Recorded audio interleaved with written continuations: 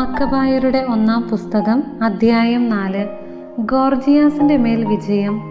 യഹൂദരുടെ പാളയത്തിൽ മിന്നലാക്രമണം നടത്തുന്നതിന് ഗോർജിയാസ് 5000 ഭടന്മാരെയും മികച്ച 1000 കുതിരപ്പടയാളികളെയും കൂട്ടി രാത്രിയിൽ പുറപ്പെട്ടു. കോട്ടയിൽ താമസിച്ചിരുന്നവരാണ് അവന് വഴി കാട്ടിയത്. യൂദാസ് ഇതറിഞ്ഞ് തൻ്റെ ശക്തരായ സഹചരന്മാരോട് കൂടി എമ്മാവൂസിലുള്ള രാജസൈന്യത്തെ ആക്രമിക്കാൻ പുറപ്പെട്ടു. സൈന്യം അപ്പോൾ പാളയത്തിൽ ഉണ്ടായിരുന്നില്ല. ഗോർജിയാസ് രാത്രി യൂദാസിന്റെ പാളയത്തിലെത്തിയപ്പോൾ ആരെയും കണ്ടില്ല. അവർ ഓടി രക്ഷപ്പെടുകയാണ് എന്ന് പറഞ്ഞ് അവൻ അവരെ തെരഞ്ഞ് മലകളിലേക്ക് പോയി. പ്രഭാതമായപ്പോൾ യൂദാസ് 3000 പേരോടുകൂടി സമതലത്തിലെത്തി. ആവശ്യത്തിന് വാളും പരിചയം അവർക്കുണ്ടായിരുന്നില്ല.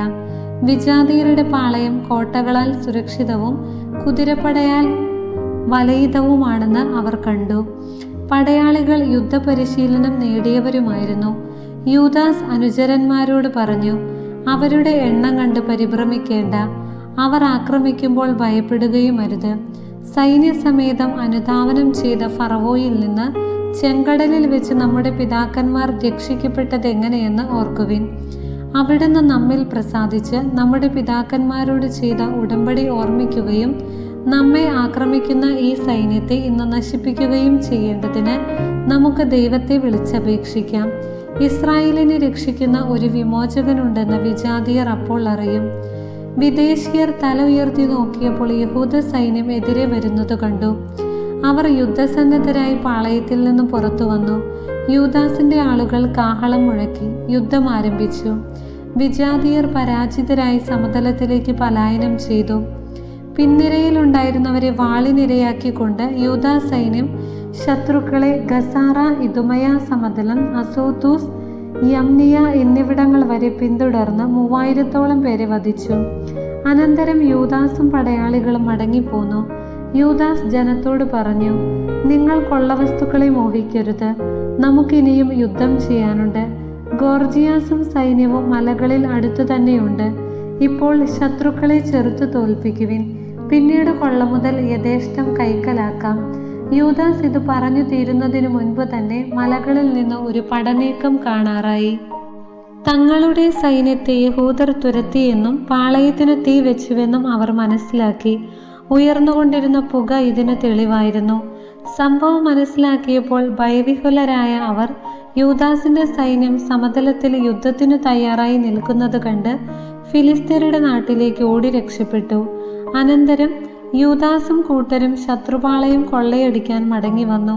ധാരാളം സ്വർണവും വെള്ളിയും നീല ധൂമ്ര വർണ്ണങ്ങളിലുള്ള വസ്ത്രങ്ങളും വിലയേറിയ മറ്റു സാധനങ്ങളും അവർക്ക് ലഭിച്ചു. മടങ്ങിപ്പോരും വഴി അവർ ദൈവത്തിന് സ്തുതികളും കീർത്തനങ്ങളും പാടി. എന്തെന്നാൽ അവിടുന്ന് നല്ലവനാണ്, അവിടുത്തെ കാരുണ്യം ശാശ്വതമാണ്. അങ്ങനെ ഇസ്രായേലിന് അന്ന് വലിയൊരു വിമോചനം കൈവന്നു. ലിസിയാസിന്റെ ആക്രമണം. വിദേശീയരിൽ രക്ഷപ്പെട്ടവർ ലിസിയാസിന്റെ അടുക്കൽ ചെന്ന് സംഭവിച്ചതെല്ലാം അറിയിച്ചു. അവൻ പരിഭ്രാന്തനും നഷ്ടധൈര്യനുമായി. കാരണം താൻ ഉദ്ദേശിച്ചതുപോലെ ഇസ്രായേലിനെ തോൽപ്പിക്കുന്നതിനോ രാജാവ് തന്നോട് കൽപ്പിച്ച പ്രകാരം കാര്യങ്ങൾ നടത്തുന്നതിനോ അവന് സാധിച്ചില്ല. എന്നാൽ അടുത്ത വർഷം യഹൂദരെ കീഴ്പ്പെടുത്താൻ 60000 ധീരയോദ്ധാക്കളെയും 5000 കുതിരപ്പടയാളികളെയും അവൻ സജ്ജമാക്കി. അവർ ഇദുമയായിലെ ബെത്സൂറിലെത്തി പാളയമടിച്ചു.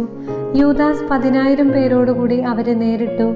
ശത്രു സൈന്യം ശക്തമാണെന്ന് കണ്ട് അവൻ പ്രാർത്ഥിച്ചു, ഇസ്രായേലിന്റെ രക്ഷക, അങ്ങ് വാഴ്ത്തപ്പെട്ടവനാകുന്നു. അങ്ങയുടെ ദാസനായ ദാവീദിന്റെ കരത്താൽ ശക്തനായ പോരാളിയുടെ ആക്രമണം തകർക്കുകയും സാവൂളിന്റെ പുത്രനായ ജോനാഥന്റെയും അവന്റെ ആയുധവാഹകന്റെയും കരങ്ങളിൽ അങ്ങ് ഫിലിസ്ത്യരുടെ പാളയം ഏൽപ്പിച്ചു കൊടുക്കുകയും ചെയ്തല്ലോ. അതുപോലെ അങ്ങയുടെ ജനമായ ഇസ്രായേലിന്റെ കൈകളിൽ ഈ സൈന്യത്തെ ഏൽപ്പിച്ചു തരണമേ. അവർ തങ്ങളുടെ പട്ടാളത്തെയും കുതിരപ്പടയെയും കുറിച്ച് ലജ്ജിതരാകട്ടെ. ഭീരുത്വം കൊണ്ട് അവരെ നിറയ്ക്കണമേ. അവരുടെ ആത്മധൈര്യത്തെ കെടുത്തിക്കളയണമേ. തങ്ങളുടെ നാശത്തെയോർത്ത് അവർ വിറകൊള്ളട്ടെ. അങ്ങയെ സ്നേഹിക്കുന്നവരുടെ വാളിന് അവരെ ഇരയാക്കണമേ. അങ്ങയുടെ നാമം അറിയുന്നവർ അങ്ങയെ പാടി പുകഴ്ത്തട്ടെ. തുടർന്ന് ഇരുവിഭാഗങ്ങളും ഏറ്റുമുട്ടി. ലിസിയാസിന്റെ സൈന്യത്തിൽ 5000 പേർ കൊല്ലപ്പെട്ടു. തൻ്റെ പട്ടാളത്തിന്റെ പതനവും ധീരമായി ജീവിക്കുകയോ മരിക്കുകയോ ചെയ്യാനുള്ള യഹൂദ സൈന്യത്തിന്റെ സന്നദ്ധതയും കണ്ട് ലിസിയാസ് മുൻപത്തേക്കാൾ വലിയൊരു സൈന്യത്തോടുകൂടി യൂദയ ആക്രമിക്കാൻ തീരുമാനിച്ചു. അവർ അന്ത്യോക്യയിൽ ചെന്ന് ഒരു കൂലിപ്പട്ടാളത്തെ ശേഖരിച്ചു. ദേവാലയ ശുദ്ധീകരണം. യൂദാസും സഹോദരന്മാരും പറഞ്ഞു, ഇതാ നമ്മുടെ ശത്രുക്കൾ തോൽപ്പിക്കപ്പെട്ടിരിക്കുന്നു. നമുക്ക് പോയി വിശുദ്ധ സ്ഥലം വിശുദ്ധീകരിച്ചു പ്രതിഷ്ഠിക്കാം. സൈന്യത്തെ മുഴുവൻ വിളിച്ചുകൂട്ടി അവർ സീയോൻ മലയിൽ കയറി ചെന്നു. അവിടെ പരിത്യക്തമായ വിശുദ്ധ മന്ദിരവും അശുദ്ധമാക്കപ്പെട്ട ബലിപീഠവും അഗ്നിക്കിരയായ വാതിലുകളും അവർ കണ്ടു. മലകളിലോ കാടുകളിലോ എന്ന പോലെ അങ്കണങ്ങളിൽ കുറ്റിച്ചെടികൾ വളർന്നു നിന്നിരുന്നു. പുരോഹിതന്മാരുടെ മുറികൾ തകർന്നു കിടക്കുന്നു. അവർ വസ്ത്രം കീറി ഉച്ചത്തിൽ വിലപിക്കുകയും ചാരം പൂശുകയും ചെയ്തു. അവർ കമിഴ്ന്നു വീണു. സൂചക കാഹളം മുഴക്കുകയും ദൈവത്തെ വിളിച്ചപേക്ഷിക്കുകയും ചെയ്തു. അനന്തരം താൻ വിശുദ്ധ സ്ഥലം വിശുദ്ധീകരിക്കുന്നതുവരെ കോട്ടയിലുള്ളവർക്കെതിരെ യുദ്ധം ചെയ്യാൻ യൂദാസ് കുറെ പേരെ നിയോഗിച്ചു. നിഷ്കളങ്കരും നിയമത്തോട് കൂറുള്ളവരുമായ പുരോഹിതന്മാരെ അവൻ തിരഞ്ഞെടുത്തു. അവൻ വിശുദ്ധ സ്ഥലം വിശുദ്ധീകരിക്കുകയും അശുദ്ധമാക്കപ്പെട്ട കല്ലുകൾ ശുദ്ധമല്ലാത്തൊരു സ്ഥലത്ത് മാറ്റിവെക്കുകയും ചെയ്തു. അശുദ്ധമാക്കപ്പെട്ട ദഹനബലിപീഠം എന്തു ചെയ്യണമെന്ന് അവർ ആലോചിച്ചു.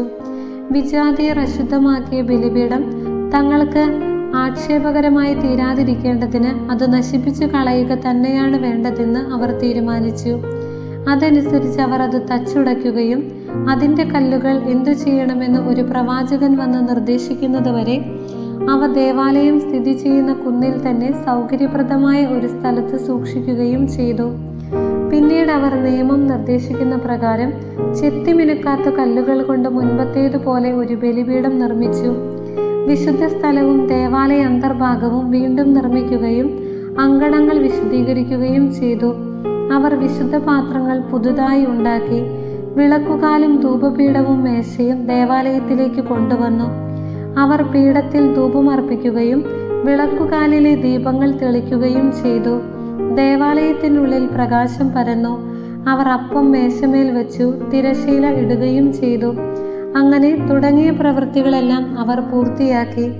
148 വർഷം 9 മാസമായ കിസ്ലേവിൻ്റെ 25 ദിവസം അവർ അതിരാവിലെ ഉണർന്ന് പുതുതായി പണിത ദഹനബലിപീഠത്തിന്മേൽ വിധിപ്രകാരം ബലിയർപ്പിച്ചു. വിജാതിയർ ബലിപീഠം അശുദ്ധമാക്കിയതിൻ്റെ വാർഷിക ദിവസത്തിൽ തന്നെ ഗാനാലാപത്തോടും വീണ, കിന്നരം, കൈത്താളം എന്നിവയുടെ അകമ്പടിയോടും കൂടി അവർ അതിൻ്റെ പുനഃപ്രതിഷ്ഠ നടത്തി. തങ്ങൾക്ക് വിജയം നേടിത്തന്ന ദൈവത്തെ ജനങ്ങളെല്ലാവരും സാഷ്ടാംഗം വീണ് ആരാധിക്കുകയും സ്തുതിക്കുകയും ചെയ്തു. 8 ദിവസത്തേക്ക് അവർ ബലിപീഠത്തിൻ്റെ പ്രതിഷ്ഠ ആഘോഷിച്ചു. ആഹ്ലാദപൂർവ്വം ദഹനബലികൾ അർപ്പിച്ചു. മോചനത്തിൻ്റെയും സ്തുതിയുടേതുമായ ഒരു ബലിയും അവർ അർപ്പിച്ചു.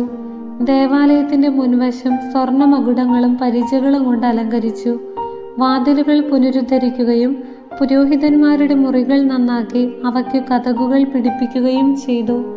ജനങ്ങളിൽ ആഹ്ലാദം തിരതല്ലി. വിജാതീയരുടെ പരിഹാസത്തിന് അറുതി വന്നു. ആണ്ടുതോറും കിസ്ലേവ് മാസത്തിൻ്റെ 25 ദിവസം മുതൽ 8 ദിവസത്തേക്ക് ആനന്ദത്തോടും ആഹ്ലാദത്തോടും കൂടെ ബലിപീഠ പ്രതിഷ്ഠയുടെ ഓർമ്മ ആചരിക്കണമെന്ന് യൂദാസും സഹോദരന്മാരും ഇസ്രായേൽ സമൂഹവും കൂടി തീരുമാനിച്ചു. വിജാതീയർ വീണ്ടും വന്ന് തകർത്ത് കളയാതിരിക്കത്തക്ക വിധം സിയോൻ മലയുടെ ചുറ്റും ഉയർന്ന മതിലുകളും ബലമേറിയ ഗോപുരങ്ങളും പണിത് അവർ അതിനെ സുരക്ഷിതമാക്കി. അവൻ ഒരു കാവൽ സൈന്യത്തെ നിയോഗിച്ചു. ഇദുമയായുടെ ആക്രമണത്തിൽ നിന്നു രക്ഷ നേടാൻ ജനങ്ങൾക്കൊരു ശക്തിദുർഗമായി ബേത്സൂറിനെ കോട്ടകളാൽ ബലപ്പെടുത്തുകയും ചെയ്തു. ദൈവമായ കർത്താവിന് സ്തുതി.